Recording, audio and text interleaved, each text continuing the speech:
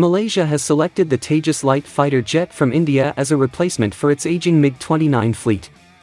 Putrajaya is currently negotiating with Hindustan Aeronautics Limited, HAL, to strengthen the procurement of the aircraft. This was stated by the Managing Director of HAL, Madhavan, in an interview with PTI, quoted by the Hindustan Times. It said Malaysia had narrowed its choice to Indian-made aircraft after stiff competition with the JF-17 jets from China, the FA-50 from South Korea, and the Russian MiG-35 and Yak-130 jets from Russia. As part of the sales package, India has offered to set up an MRO, maintenance, repair and overhaul, facility in Malaysia for its Su-30 fighter fleet as Russia faces heavy sanctions from the West. "I'm very confident about it, unless there is a political change," Madhavan said when asked if the agreement on Malaysia's election of Tejas was final.